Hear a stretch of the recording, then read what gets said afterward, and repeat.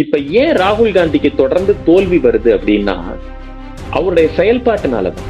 இவர் இப்பவே இப்படி இருக்காரு, இவரை பிரதமராக்கினா என்ன ஆகும் அப்படிங்கிற ஒரு கவலையும் பயமும் மக்களுக்கே வர ஆரம்பிச்சிருக்கு. You may be from a Nehru family, but you cannot surpass the parliamentary system. இந்த NGOsங்கிற போர்வையில இருக்கிறவங்களை கேடயமாக பயன்படுத்தி, ஆயுதமாக பயன்படுத்தி இருக்கக்கூடிய அரசாங்கத்தை நிலைகுலைய வைப்பதற்கு ஒரு சதித்திட்டம் தீட்டுவார்கள் என்றால் அதை கண்காணித்து அதை அடக்க வேண்டியது ஒவ்வொரு அரசாங்கத்தின் கடமையாகப்படுகிறது. இரண்டாவது, எதிர்கட்சிகளுக்கு இந்த செஷன் கிடையாது. எந்த செஷனையுமே நடத்துறதுல அவங்க ஆர்வமே காட்டுறது இல்லை. கேள்விக்கு பதில் வேணும்னா கேள்விக்கு பதிலா கிடைக்கலாம், இல்ல if needed it will B a long reply.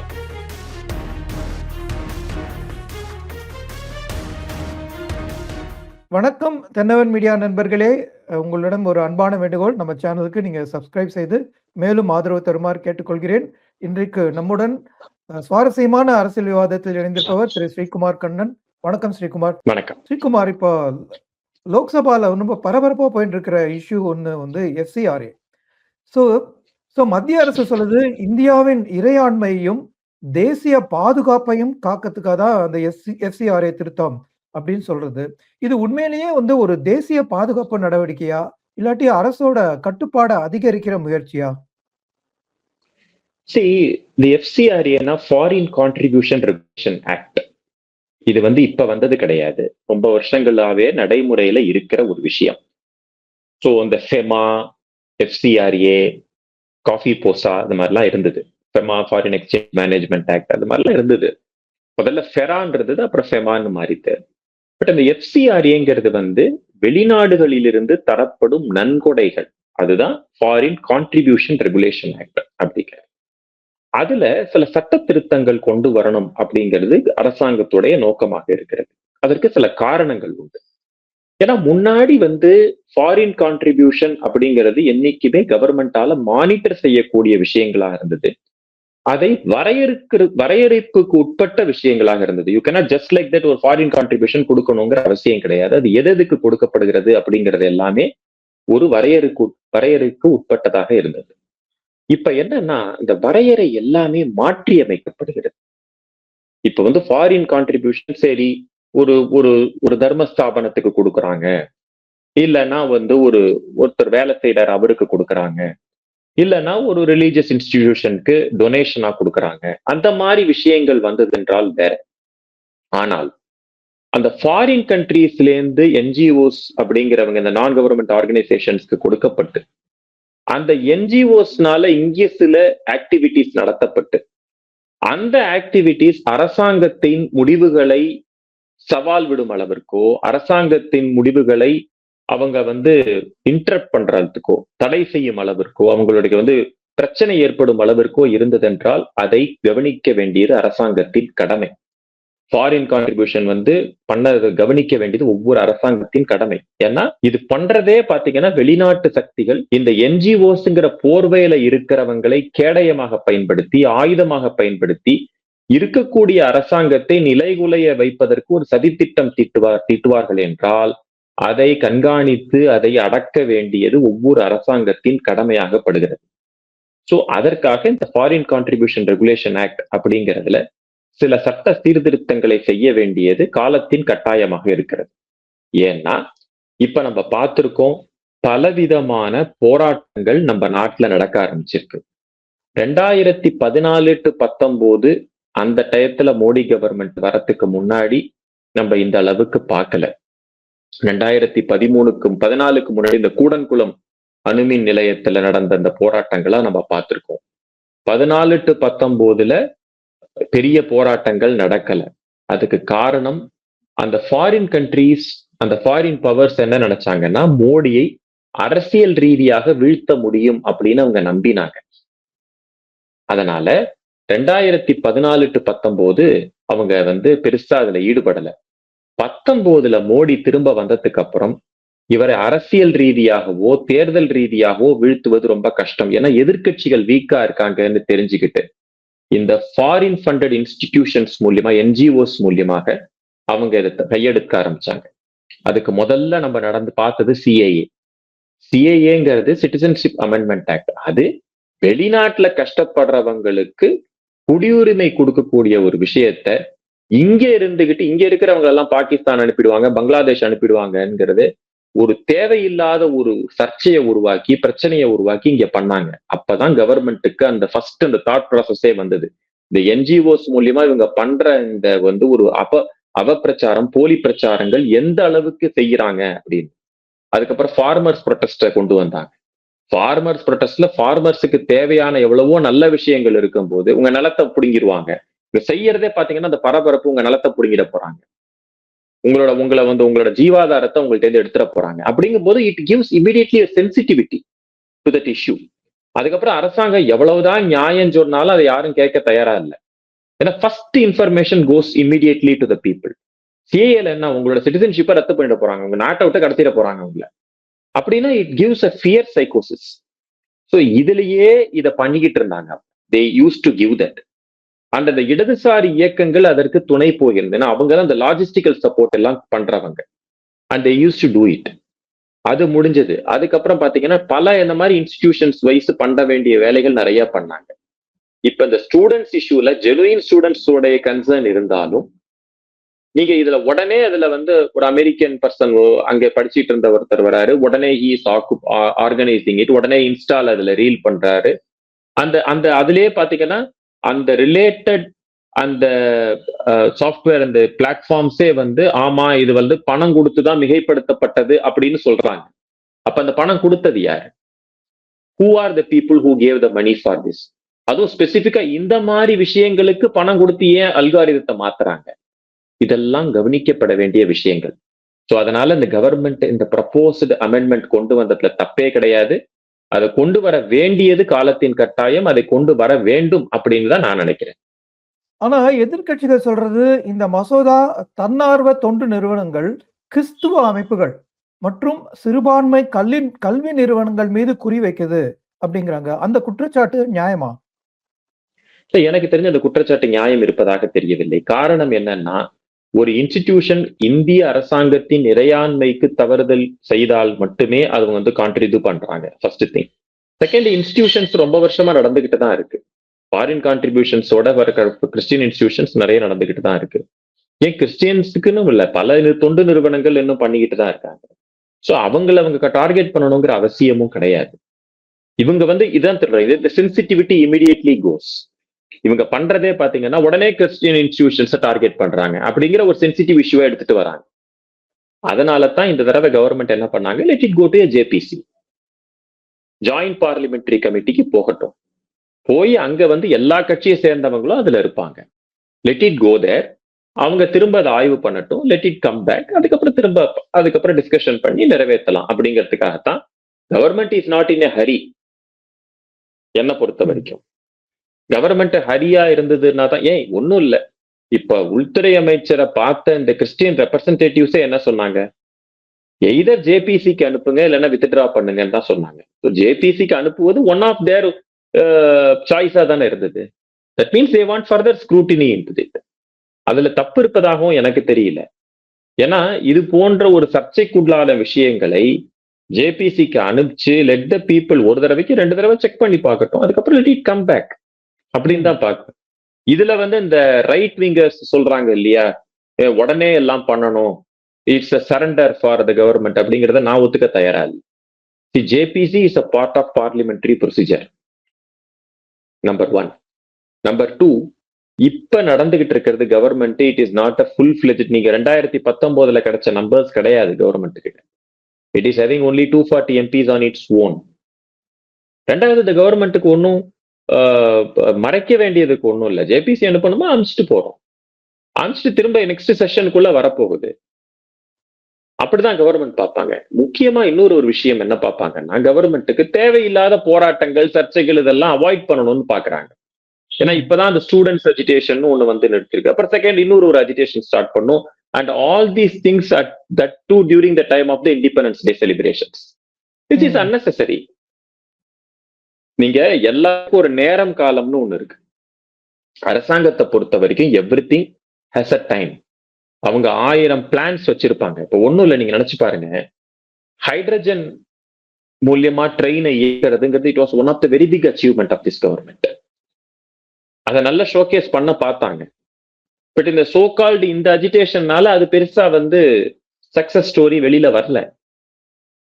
So next time நாளைக்கு இதே மாதிரி ஒண்ணு பண்ணும்போது it will be again seen as our high handedness மாதிரி தெரியும் பாக்கி பேருக்கு. அதனாலதான் இந்த ஜேபிசிக்கு அனுப்பிச்சாங்க அப்படின்னு நான் பாக்குறேன். ரெண்டாவது, எதிர்கட்சிகளுக்கு இந்த செஷன் கிடையாது, எந்த செஷனையுமே நடத்துறதுல அவங்க ஆர்வமே காட்டுறது இல்லை. நீங்க முன்னெல்லாம் நான் I started observing parliament from the year 1991. 91 நான் பார்லிமெண்ட்டை பார்த்துக்கிட்டு இருக்கேன். அப்பெல்லாம் தூர்தர்ஷன்ல 11 o'clock கரெக்டா ஆரம்பிக்கும். இப்பவும் அப்படிதான் ஆரம்பிச்சுட்டு இருக்கு. ஸோ அந்த தூர்தர்ஷன்ல பார்லிமெண்டரி ப்ரொசீஜர்ஸ் அப்படின்னு நடந்துட்டு இருக்கும். It is a very white procedures. முதல்ல கொஸ்டின் அவர்னு ஒண்ணு இருக்கும். அப்புறம் 12 o'clock பாத்தீங்கன்னா 0 hourன்னு ஒண்ணு இருக்கும். அப்ப நீங்க anything you can raise into that. அதுக்கப்புறம் லஞ்ச் முடியும். அப்புறம் ஸ்பெஷல் மென்ஷன்ஸ் இருக்கும், சிறப்பு கவன ஈர்ப்பு தீர்மானங்கள் அப்படின்னு. அப்புறம் பில்ஸ பத்தி டிஸ்கஸ் பண்ணுவாங்க. அதுக்கப்புறம் கமிட்டிஸோட பேப்பர் ஸ்டேபிள் ஆகும். அதுக்கப்புறம் பாத்தீங்கன்னா தனிநபர் மசோதாக்கள் தாக்கல் ஆகும். இந்த மாதிரி பெரிய விஷயங்கள். ஒரு பார்லிமெண்ட் அப்படிங்கிறது just it is not just an place where we ஒரு இது மாதிரி கிடையாது. It has serious business to two.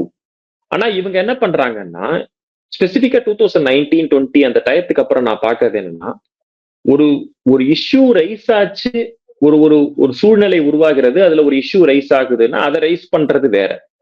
ஒரு மேனுஃபேக்சர்டு இஷ்யூவை ரைஸ் பண்ண வச்சு அதை இஷ்யூவை ரைஸ் பண்றது வேற. ரெண்டுத்துக்கும் வித்தியாசம் இருக்கு.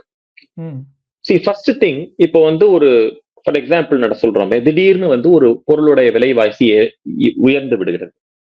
ஆனியன் பிரைஸ் திடீர்னு ஏறிடுது, இல்ல பருப்பு விலை ஏறிடுது. அப்ப அந்த நேரத்துல ஒரு பார்லிமெண்ட் ஆக்டிவிட்டி நடக்குதுன்னா இந்த இஷ்யூவை பத்தி நம்ம பேசணும், டிஸ்கஸ் பண்ணணும்னு சொல்லி கூச்சல் குழப்பம் ஏற்படுத்துவது வேற. பிகாஸ் இது நேச்சுரலா நடக்கக்கூடிய விஷயம். அந்த இஷ்யூ பார்லிமெண்ட்ல டிஸ்கஸ் ஆகணும் அப்படின்னு நினைக்கிறது வேற. ஒரு ரயில் ஆக்சிடென்ட் நடக்குது, அந்த நேரத்துல நிறைய பேர் இறந்து போயிடுறாங்க எக்ஸாம்பிளுக்கு, அதை பத்தி டிஸ்கஸ் பண்ணணும் அப்படின்னு நினைக்கிறது வேற. பிகாஸ் தீஸ் ஆர் ஒரு தனியா நடக்கிற ஒரு விஷயம். வேற இங்கேருந்து ஒருத்தர் எழுதுவாரு, ஒரு ரஃபேல்ல ஒரு ஊழல் நடந்துருச்சு அப்படின்னு சொல்லிட்டு ஒருத்தர் எழுதுவாரு, இங்க ஒரு எதிர்கட்சியை சேர்ந்தவர். இவர் கொடுக்கிற இங்க இருக்கிற லோக்கல் நியூஸ் பேப்பர் சொல்றதை வச்சுட்டு வாஷிங்டன் போஸ்ட்லயோ நியூயார்க் டைம்ஸ்லயோ ஒரு ஆர்டிக்கல் எழுதுவாங்க. அந்த ஆர்டிக்கலை வச்சுட்டு இவங்க இதுக்கு பதில் சொல்லு அப்படிம்பாங்க. Why should the government answer to these things? 1000 பேர் 1000 எழுதுவாங்க, அதெல்லாம் உட்காந்து பேசிட்டு இருக்க முடியுமா?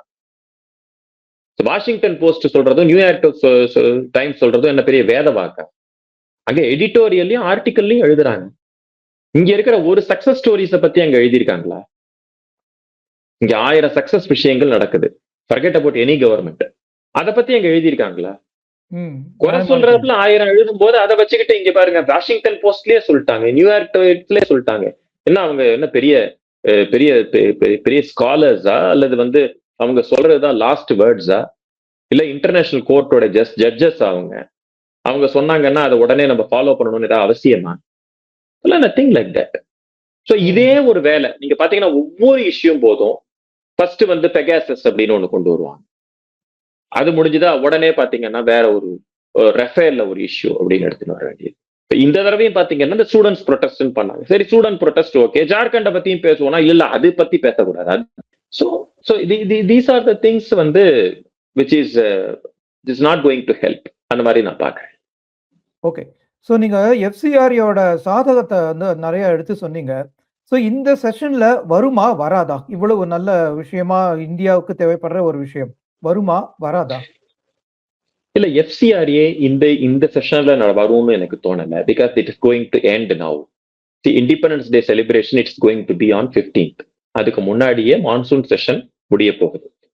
ஒரு பார்லிமெண்ட் அப்படிங்கிறது 3 செஷன் எப்போதுமே வருஷத்துக்கு நடக்கும். Budget session, monsoon session, winter session அப்படின்னு 3 நடக்கும். இந்த மான்சூன் செஷன் அப்படிங்கிறது this is what now happening. It always happening during July and August அந்த டைப்ல. வின்டர் செஷன்ங்கிறது நவம்பர் டிசம்பர்ல வரும். அண்ட் இப்ப நடந்துட்டு இருக்கிற அந்த monsoon session it is going to end. So சாட்டர்டேக்குள்ள அது முடியணும். இப்ப வெதர் அப்போசிஷன் பீப்புள் விரும்பினாங்கன்னா that session will be extended, but அதுக்கு பாசிபிலிட்டி ரொம்ப கம்மி அப்படின்னு பாக்குறேன். So time is very less. இப்ப இன்னைக்கு வெனஸ்டே ஆகுது, தர்ஸ்டே ஃப்ரைடே 2 days தான் ஆகுது. So Next possibility is winter session. And government already has announced that it is going to recommend it to JPC. So JPC அப்படிங்கிறது joint parliamentary committee first ஸ்பீக்கர்கிட்ட சொல்லிடுவாங்க. So this we are intending to அதை வந்து நாங்க ஜேபிசிக்கு அனுப்ப போறோம், பாராளுமன்ற நிலைக்குழுவுக்கு அனுப்ப போறோம் அப்படின்னு சொல்லிடுவாங்க. ஸோ அப்ப வந்து ஸ்பீக்கர் லெட்டர் போடுவார் எல்லா கட்சிகளுக்கும், இது வந்து ஜேபிசிக்கு வந்திருக்கு இந்த பில்லு, ஸோ உங்க கட்சியில இருந்து யூ கிவ் அஸ் ரெப்ரசன்டேட்டிவ் அப்படின்னு போட்டுருவார், சொல்லிடுவார். ஸோ எல்லாருக்கும் நம்பர்ஸும் கொடுத்துருவாரு அவரே. இந்த டோட்டலா 30 பேர் இருப்பாங்க இந்த கமிட்டியில, 30 பேர்ல ஒவ்வொரு கட்சிக்கும் நான் இன்ன இத்தனை நம்பர்ஸ் அலாட் பண்றேன், you sent your recommend your representative அப்படின்னு சொல்லுவார். ஸோ அந்த கட்சிகள் கொடுத்தாங்க. கொடுத்தோன்னே அதுக்கு மேண்டேட்டும் கொடுத்துருவாரு. ஸோ இந்த பில்ல ஃபுல்லா அனலைஸ் பண்ணி வின்டர் செஷனுக்கு முன்னாடி, தட் மீன்ஸ் 3 monthsக்கு முன்னாடி எனக்கு இத்தனை நாளுக்குள்ள எனக்கு அந்த ரிப்போர்ட்ஸ் வரணும் அப்படின்னு சொல்லிடுவாரு. ஸோ இந்த பில்ல ஃபுல்லா பார்த்து இதுல எக்ஸ்ட்ரா ஏதாவது ஆட் பண்ணணும்னா ஆட் பண்ணலாம், மாடிஃபை பண்ணணும்னா பண்ணலாம். பண்ணிட்டு அந்த modified version it will come to the session, அந்த வின்டர் செஷன்ல வரும். அப்ப வந்து இதை எடுத்து நிறைவேற்றப்படும். இது போலத்தான் இதுக்கு முன்னாடி இருந்த வக்ஃப் பில்லும் போச்சு, அண்ட் இட் கேம். அதே மாதிரி தான் உங்களுக்கு இன்சால்வன்சி கோடும் போச்சு, இட் கேம். சிஏயுமே அப்படிதான் போச்சு, இட் கேம். சோ அப்படி போயிட்டு வர்றதுதான் பெட்டர் அப்படின்னு என்ன கேட்டா. சர்ச்சைக்குள்ளான விஷயங்கள் இல்லை, சர்ச்சையை இவர்களை எதிர்கட்சிகளை கிளப்பும் பட்சத்தில் அது ஜேபிசிக்கு போயிட்டு வரத தப்பு இல்லைன்னா ஒரு 1 or 2 months டிலே ஆக போகுது, அவ்வளவுதானே. இதுல என்ன பெரிய ஒரு எர்த் ஷேக்கிங் ஈவென்ட் 1 or 2 monthsல நடக்க போறது கிடையாது. ஓகே. ஆனா அதே சமயத்துல எதிர்கட்சிகள் வந்து இதை எப்படி முன்னாடி வைக்கிறாங்கன்னா, மோடிக்கு வந்து அரசியல்ல ஒரு சோர்வு ஏற்பட்டிருக்கு, ஸோ அரசியல் ரீதியாக அவர் சோர் அடைந்து விட்டார்னு எதிர்கட்சிகள்லாம் கூறுகின்றன. ஸோ இதுல வந்து உண்மை இருக்கா, ஆல்ரெடி இதுவுமே ஒரு தேர்தல் அரசியலா? என்னை பொறுத்த வரைக்கும் இதுல உண்மை இருக்கிறதா எனக்கு தெரியல. ஃபர்ஸ்ட் திங் ஒண்ணு சொல்றேன், ஒரு சோர்வு அப்படிங்கறத எப்படி நம்ம ஒரு குறியீட்டு மூலியமாக புரிஞ்சுக்கலாம். ஒரு சில தேர்தல் முடிவுகளை வச்சுதான் நம்ம புரிஞ்சுக்க முடியும். ஒரு அரசியல் ரீதியான சோர்வு அப்படிங்கிறத 2-3 விஷயத்துல புரிஞ்சுக்கலாம். ஃபர்ஸ்ட், தேர்தல் அப்படிங்கிறது ஒரு இண்டிகேட்டர். செகண்ட், அவங்களோட ஒர்க்கிங் ஸ்டைல் அப்படிங்கிறது இன்னொரு இண்டிகேட்டர். மூன்றாவது, எதிர்கட்சிகள் கூட்டணி கட்சிகள் அவரை எப்படி பாக்குறாங்க அப்படிங்கிறது இன்னொரு இண்டிகேட்டர். இப்போ ஒரு தேர்தல் அப்படின்னு பாத்தீங்கன்னா 2014ல இருந்து 2019 வரைக்கும் மோடி இருந்தார் இல்லையா, அப்பதான் மோடி வந்த புதுசு, அப்ப பயங்கர அக்ரஸிவான டைம் அப்படின்னு நீங்க எடுத்து பாத்துக்கிட்டீங்கன்னா, இப்ப சோர்வடைஞ்சிட்டாரு அப்படின்னா முன்னாடி நல்லா இருந்திருக்காருன்னு அர்த்தம். கரெக்டா? மோடி இப்ப சோர்வடைஞ்சிருக்காருன்னா before 10 years he was more active அப்படின்னு அர்த்தம். ஆனா அப்ப எடுத்து பார்த்தா 2014 to 19 டயத்துலதான் மோடிக்கு பலவிதமான அரசியல் தோல்விகள் ஏற்பட்டன. அந்த டயத்துலதான் பயங்கரமான தோல்விகள் இடைத்தேர்தல்கள்ல இருந்து பொது தேர்தல்கள் வரைக்கும் நடந்தது. 2014ல மோடி வரும்போது 282 MPs லோக்சபால கிடைச்சது, அறுதி பெரும்பான்மையோட அவர் கிடைச்சது. அதுக்கப்புறம் நிறைய எம்பிஸ்க்கு வந்து வயசாயிடுச்சு, இறந்து போயிட்டாங்க. அப்படிங்கிற போது இடைத்தேர்தல் வருது. பல தேர்தல்கள்ல பிஜேபி தோத்து போகுது. ஃபர்ஸ்ட் மத்திய பிரதேஷ்ல ரத்லாம்னு ஒரு தொகுதி பிஜேபி தோத்து காங்கிரஸ் வருது. பஞ்சாப்ல குருதாஸ்பூர் வினோத் கண்ணாவோட தொகுதி, அவர் இறந்து போறாரு, பிஜேபி தோக்குது, சுனில் ஜாக்கர் ஜெயிக்கிறாரு. ராஜஸ்தான்ல அஜ்மேர், அல்வர் அப்படின்னு 2 தொகுதிகள் பிஜேபி தோத்து காங்கிரஸ் ஜெயிக்கிறாங்க. உத்தரப்பிரதேஷ்ல கைரானா, கோரக்பூர், ஃபூல்பூர் இந்த தொகுதிகள் தோத்து போறாங்க பிஜேபி. அதே மாதிரி கர்நாடகால பெல்லாரி தொகுதி தோத்து போறாங்க. மகாராஷ்டிரால ஒரு தொகுதி பிஜேபி தோத்து போறாங்க. நான் சொல்றேன் கிட்டத்தட்ட 10 தொகுதிகள் பிஜேபி கண்டினியூஸா பல தொகுதிகள்ல தோத்து போறாங்க. குஜராத்ல 2017 அந்த 18 டயத்துல நடந்த குஜராத் எலெக்ஷன்ல ரொம்ப கஷ்டப்பட்டு தான் பிஜேபி ஜெயிக்கிறாங்க. ராஜஸ்தான், மத்திய பிரதேஷ், சத்தீஸ்கர் எலெக்ஷன்ல பிஜேபி தோத்து போறாங்க. ஆனா அதுக்கப்புறம் 2019ல திரும்ப மோடி ஜெயிக்கிறார். அதுக்கு முன்னாடி பீகார், டெல்லியில தோத்து போறாங்க. இப்ப 2019க்கு அப்புறம் பாத்தீங்கன்னா மோடி வந்து 300+ MPஸோட வந்திருக்காரு அப்படின்னு பார்த்தா அப்பவும் டெல்லி அவரால் ஜெயிக்க முடியல, தோத்து போறாரு. ஹரியானா எலெக்ஷன்ல அறுதி பெரும்பான்மையா இருந்தது. ஹரியானா எலெக்ஷன் ஒரு துஷ்யந்த் சௌட்டாலாவோட எதிர்கட்சி அவர் எதிர்கட்சியா இருந்தார், அவருடைய ஆதரவுல தான் கவர்மெண்ட் நடக்க வேண்டிய கட்டாயம் ஏற்பட்டது ஹரியானால. மகாராஷ்டிரால இருக்கிறத விட சீட்டு கம்மியாச்சு, யூபியில எடுத்ததை விட சீட்டு கம்மியாச்சு. பெங்கால வந்து ஜெயிக்க முடியும்னு பார்த்தாங்க, பெங்கால ஜெயிக்க முடியல.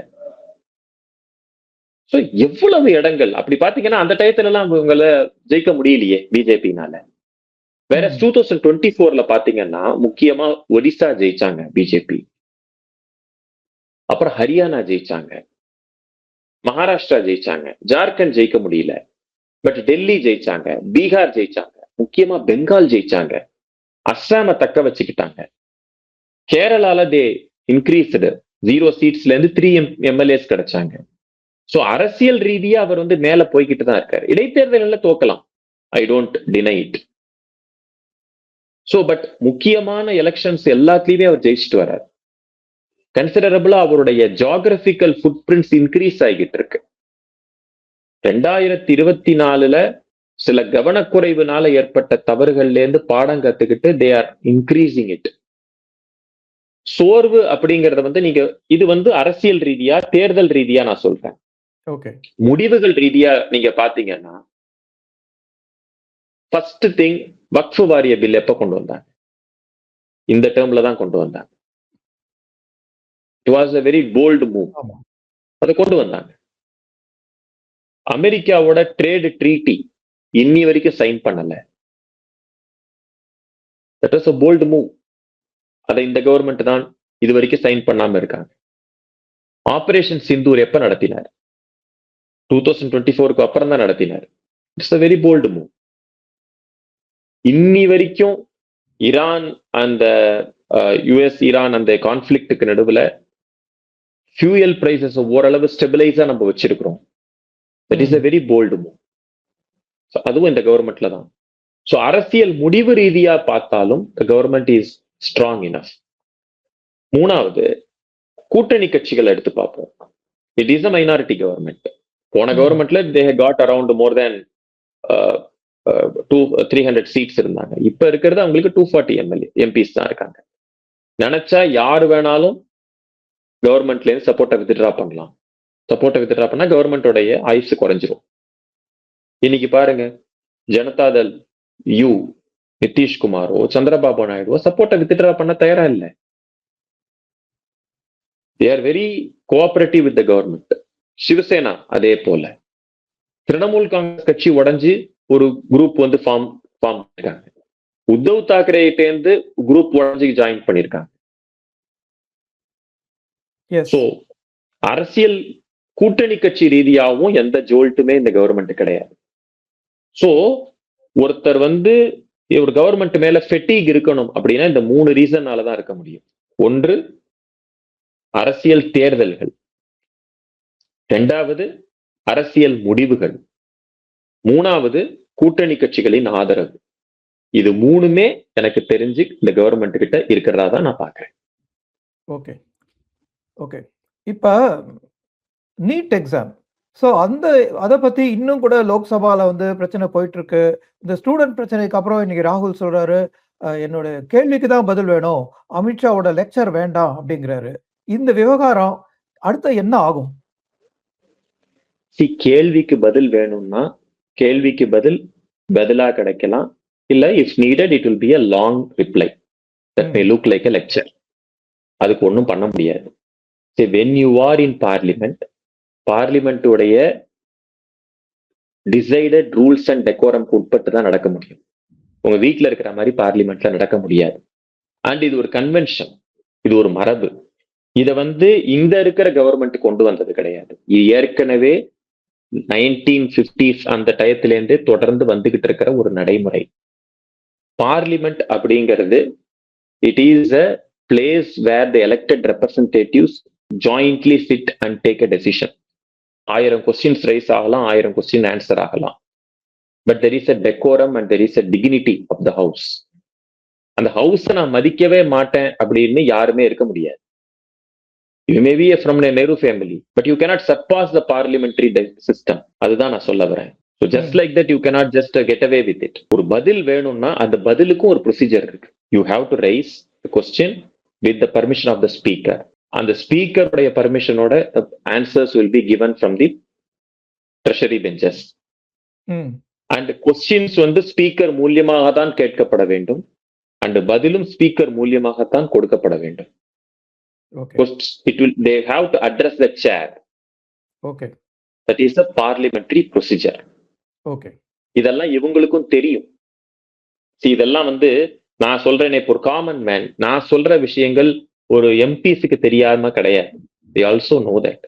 பட் ஏன் வேணும்னே செய்யறாங்க அப்படின்னா, they don't want to follow the system. That is the ultimate thing. அப்போசிஷனா இருக்கும்போது என்ன வேணாலும் பண்ணலாம் அப்படின்னு நினைக்கிறாங்க. That's not that way. இதுக்கு முன்னாடி பல பேர் அப்போசிஷனா இருந்திருக்காங்க. இவங்களுடைய கொள்ளு தாத்தா, இவங்களுடைய பாட்டி, இவங்களுடைய அப்பா எல்லாம் இருக்கிற போது so many people they brought dignity to the opposition side. Vajpayee was a leader of opposition. அவர் வந்து ராஜீவ் காந்தி இருந்த போதும் இந்திரா காந்தி இருந்த போதும் சரி, நரசிம்மராவ் இருந்த போதும் சரி, he was in opposition. Rajiv Gandhi இருந்த போது அவரால் லோக்சபாக்கு ஜெயிக்க முடியல. பட் அதுக்கப்புறம் வந்து அப்போசிஷனுக்கு வந்தார். அப்போசிஷனுக்கு வந்து என்னன்னா, அப்போசிஷன் லீடரா இருக்கிற போது he brought dignity to his position. ஒரு லீடர் ஆஃப் அப்போசிஷன் ஒன்னு சொல்றாரு அப்படின்னா, அவருடைய கருத்துக்கள் வேற மாதிரி இருக்கலாம், பட் அந்த கருத்துக்கள் ஒரு உண்மைத்தன்மை இருக்கும். இவர் பேசுறதுலயே உண்மை இல்லையே, இவரோட மைக் ஆஃப் பண்ணிட்டீங்க அப்படின்னு சொல்லிட்டு இவரே ஆஃப் பண்ணிட்டு சொல்றாரு, பாருங்க மைக் ஆஃப் ஆயிடுச்சு, நீங்க தான் ஆஃப் பண்ணிட்டீங்கன்னு சொல்லிட்டு இவர் ஆஃப் பண்ணிட்டு பேசுறாரு. ரொம்ப சிறுபிள்ளைத்தனமாக இருக்கிறது. அதாவது ஒரு ஒரு ஒரு ஒரு எப்படி சொல்றது, you cannot command respect, you are not able to command respect. அந்த மரியாதையை உங்களால வாங்க முடியல மக்கள்கிட்ட இருந்து. ஏன்னா ஒரு எதிர்கட்சி, இன்றைய எதிர்கட்சி தலைவர் நாளைக்கு பிரதமராக பார்க்கப்படுவார். சோ அந்த பிரதமராக உங்களை பார்க்கப்படணும்னா உங்க செயல்பாட்டுல இருக்கு. அதை நீங்க ஏன் பண்ணலன்னு வச்சுக்கோங்களேன், அதுல வந்து ஆளுங்கட்சியை சொல்லி பிரயோஜனம் கிடையாது. நீங்க எவ்வளவுக்கு அவ்வளவு அக்ரெசிவா இருக்கிறது வேற, கண்ணியமா இருக்கிறது வேற. அக்ரெசிவோட சேர்ந்த கண்ணியம் தான் ஒருத்தர் ஒரு சீசன்ட் பொலிட்டீஷியனா மாத்தும். அவங்க கையில தான் நாட்டை கொடுக்கணும்னு மக்களுமே விரும்புவாங்க. இப்ப ஏன் ராகுல் காந்திக்கு தொடர்ந்து தோல்வி வருது அப்படின்னா, அவருடைய செயல்பாட்டுனாலதான். இவர் இப்பவே இப்படி இருக்காரு, இவரை பிரதமராக்கினா என்ன ஆகும் அப்படிங்கிற ஒரு கவலையும் பயமும் மக்களுக்கே வர ஆரம்பிச்சிருக்கு. They are not able to see him any seriously. அப்படிங்கிற போது அவர்கிட்ட எப்படி பதவியை கொடுப்பாங்க? So that is a problem. இப்ப in fact when his mother was there, Sonia Gandhi இருந்த போது கூட it was not like that. Sonia Gandhi at least she was able to அந்த 1999 to 2004 டயத்துல அவங்க எதிர்கட்சி தலைவராக இருந்த போது, so she அட்லீஸ்ட் மக்களுக்கு வந்து என்னன்னா, Sonia Gandhi is okay as a opposition leader அப்படிங்கிற மாதிரி தான் எல்லாருக்கும் தோணிச்சு. she never went out of this way. இந்த மாதிரி டிராமாட்டிக்ஸ் எல்லாம் அவங்க பண்ணல எனக்கு தெரிஞ்சு. சோ என்ன பண்ண முடியும்? அவருடைய நடவடிக்கையும் செயல்பாடும் வந்து it is driven by his own consciousness அப்படின்னா என்ன பண்ண முடியும்? we are unfortunate, அவ்வளவுதான். ஓகே. சோ இப்ப அதானி வழக்கு குறித்து நீங்க நம்ம பேசின அந்த ராகுல் வந்து ட்வீட் பண்ணிருக்காரு. அதாவது அமெரிக்க நீதிமன்றம் வந்து அதானி தொடர்பான ஊழல் வழக்க கைவிட்ட பிறகு கூட இவர் வந்து இதுல இன்னும் ஒரு பெரிய விஷயம் இருக்கு, இது வந்து நம்ம கண்ணுக்கு புலப்படாத விஷயங்கள் இருக்கு அப்படின்னு ஆங்கிலத்துல வந்து அவர் ட்வீட் பண்ணி சொல்றாரு. சோ அரசியல் ரீதியா இது வந்து நம்ப தகுந்ததா ராகுல் சொல்றது? ராகுல் காந்திக்கு ஒரு ப்ராப்ளம் இருக்கு. என்னன்னா, அவர் வந்து இந்த ராஜீவ் காந்திய வந்து கீழே இறக்கினது இந்த பொஃபோர் ஸ்கேண்டல். ராஜீவ் காந்தி 400க்கு மேல எம்பிஸ் வாங்கினார் 1984ல. அது வந்து வந்ததுக்கு முக்கிய காரணம் இந்திரா காந்தி அவர்களுடைய அகால மரணம். அதை வந்து அவங்க கொலை செய்யப்பட்டார். அதனால ஒரு பெரிய அனுதாப அலை வந்து 400க்கு மேல எம்பிஸ் வாங்கினாங்க. எல்லாருக்குமே எதிர்கட்சிகளுக்கெல்லாம் எம்பிஸே கிடைக்கல. பிஜேபிக்கு ஒன்லி 2 எம்பிஸ் வருது. ஒருத்தர் குஜராத்ல ஜெயிச்சாரு, ஒருத்தர் இப்ப இருக்கிற தெலுங்கானால ஜெயிச்சாரு. அப்போ வந்து தெலுங்கு தேசம் தான் முக்கிய எதிர்கட்சியில, அவங்களுக்கு தான் ஜாஸ்தி எம்பிஸ் கிடைச்சாங்க. பட் வித்தின் 5 இயர்ஸ் டயத்துக்குள்ள அந்த பொஃபோர்ஸ் ஊழல் வந்து அவரை கீழே கொண்டு வந்துருச்சு, ராஜீவ் காந்தியை கீழே கொண்டு வந்துருச்சு. சோ அத மாதிரி ஒரு இஷ்யூ எப்படியாவது இந்த கவர்மெண்ட்டை கொண்டு வரணும் அப்படிங்கிறது ராகுல் காந்தியோட நோக்கமா இருக்கு. ரஃபேல்னு கொண்டு வந்தார், ஃபர்ஸ்ட் கொண்டு வந்தாரு, அது ஸ்டிக் ஆன் ஆகல மோடி விஷயத்துல. திரும்பி அதானி விஷயத்துல ஏதாவது பெகாசஸ்னு பண்ணி பார்த்தாரு, அப்புறம் அதானின்னு பண்ணி பார்த்தாரு. சரி, அதானி மேல சில குற்றச்சாட்டுக்கள் அமெரிக்கன் கவர்மெண்ட்னால எழுப்பப்பட்டு அவர் அங்க கோர்ட்ல அதை போய் ஃபேஸ் பண்ணி அந்த கோர்ட் வந்து அதை வந்து டிராப் பண்றாங்க. ஆமா, அதுக்கு அவர் வந்து அதுக்கு ஒரு பெனல்டி கொடுக்கணும் அப்படின்னு சொல்றாங்க. அட்லீஸ்ட் பெனல்டி கொடுத்தாரோ அல்லது அவுட் ஆஃப் செட்டில்மெண்ட் வந்ததோ எதுவா இருந்தாலும் கோர்ட் மூலியமாகவே நடந்தது. அந்த செட்டில்மெண்ட் இஷ்யூவை வந்து கோர்ட் ஏற்றுக்கொண்டது. அப்படிங்கும் போது it is his own private thing. இதுல அரசாங்கத்துக்கும் இதுக்கும் சம்பந்தம் இருப்பதாக எனக்கு தெரியல. அப்படி ஒருவேளை இருந்தால் அதை நிரூபிக்க வேண்டிய பொறுப்பு எதிர்கட்சிக்கு இருக்கு.